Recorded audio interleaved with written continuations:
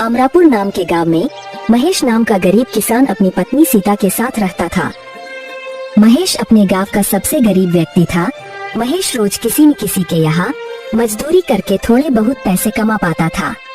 जितने रुपए की आमदनी होती उसी से ही दोनों का जीवन किसी तरह कट जाता था। महेश के पास रहने के लिए एक अच्छा घर भी नहीं था। उसका घर बहुत ही पुराना और मिट्टी का बना हुआ घर में रहता था।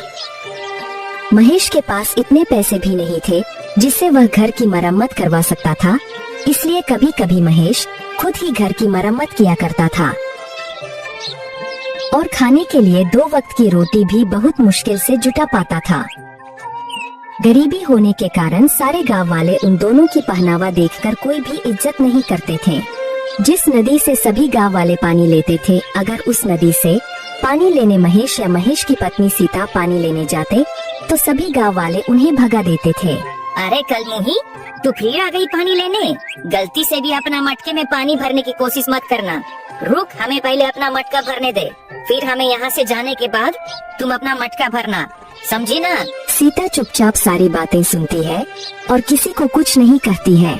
सारी औरतों के चले जाने के बाद सीता उदास मन से मटके में पानी भरती है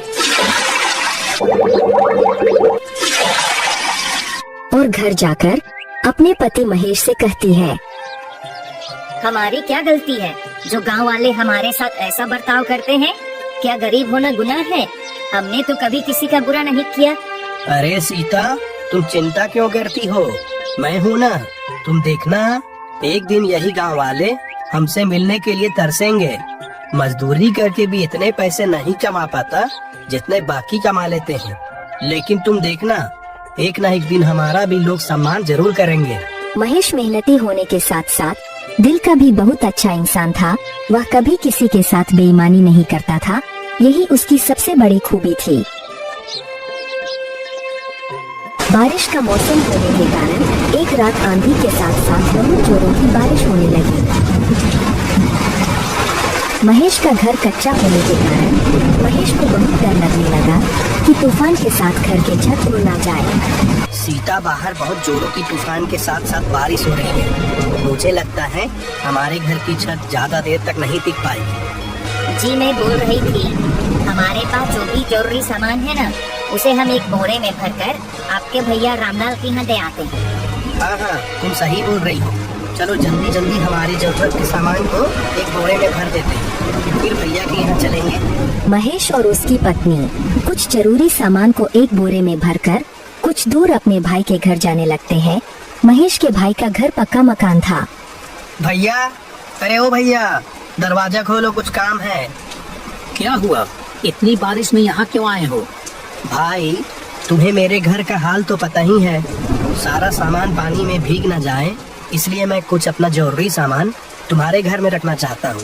क्या तुम्हारा सामान मेरे घर पर? नहीं नहीं नहीं नहीं नहीं, मेरी पत्नी मुझे बहुत डांटेगी।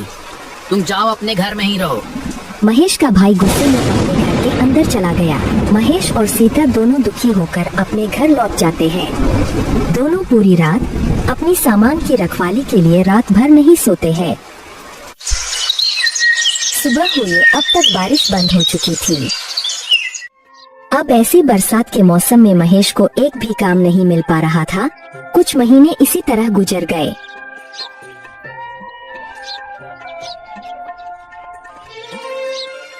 एक बार महेश के गांव में कुछ अमीर व्यक्तियों ने एक सप्ताह गांव में मेला लगवाया। सभी अमीर व्यापारियों ने अपनी अपनी गाड़ियों में मेला देखने आए। तभी एक व्यापारी अपनी गाड़ी से गांव में आ जाता है।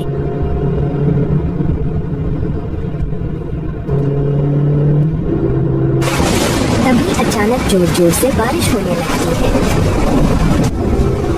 रास्ता गीला होने के कारण उस व्यापारी की गाड़ी कीचड़ में फंस जाती है।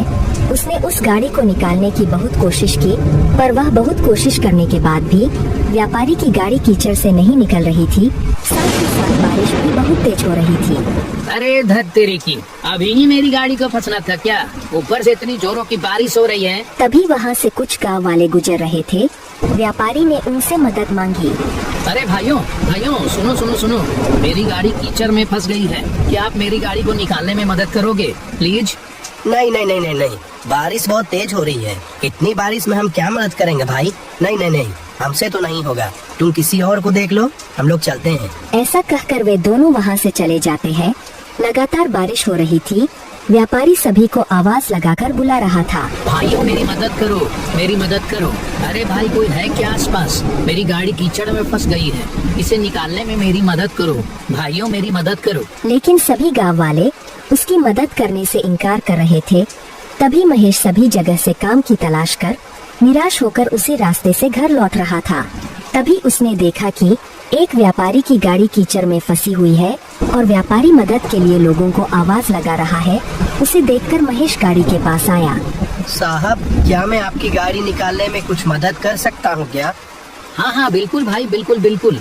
मैं तो तभी से लोगों को मदद के लिए आवाज दे रहा हूँ, कोई मदद करने को तैयार ही नहीं है। ऊपर से ये भारी बारिश ने दिमाग खराब कर रखा है। अच्छा मैं गाड़ी के अंदर बैठकर गाड़ी को आगे बढ़ाने का प्रयास करता हूँ, तुम गाड़ी को पीछे से धक्का देने की कोशिश करो। साहब, इसके पहिए कीचड़ में अंदर तक धंस गए हैं। मैं पीछे से धक्का देता हूँ, आप गाड़ी को निकालने की कोशिश करें। थोड़ी मशक्कत के बाद गाड़ी कीचड़ से बाहर निकल गई। गाड़ी थोड़ी आगे तक गई। महेश गाड़ी को देख रहा था। तभी अचानक से गाड़ी रुक जाती है और गाड़ी से व्यापारी उतरकर महेश के पास जाता है। हेलो भाई, तुम कौन हो? मेरा नाम हरिदास है, मैं शहर में व्यापार करता हूँ। महेश उस व्यापारी को देखकर घबरा जाता है। जी, मेरा नाम महेश है। मैं कई सालों से इसी गांव में रह रहा हूँ। अच्छा, वैसे तुम बहुत अच्छे इंसान लगते हो। पिछले 1 घंटे से मैं यहीं फंसा हुआ था, किसी ने मेरी मदद नहीं की, सिर्फ तुमने मेरी मदद की। अब जाकर मेरी गाड़ी इस कीचड़ से निकल पाई है। मैं यहाँ मेला देखने आया था। जी कोई बात नहीं, दूसरों की मदद करना तो हमारा फर्ज है। अब बारिश भी रुक चुकी थी। अच्छा साहब, अब मैं चलता हूँ। रुको महेश, मुझे अपने घर में ही ले जाओगे क्या? नहीं साहब, मुझ जैसे गरीब के घर जाकर आप क्या करोगे?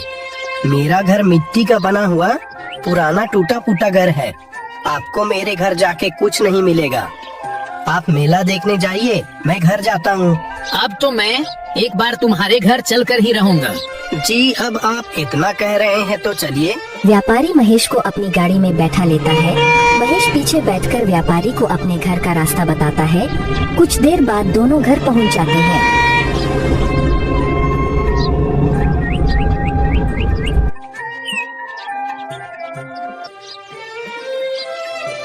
सीता, अरे ओ सीता, हमारे घर साहब आए हैं, उनका स्वागत नहीं करोगी क्या?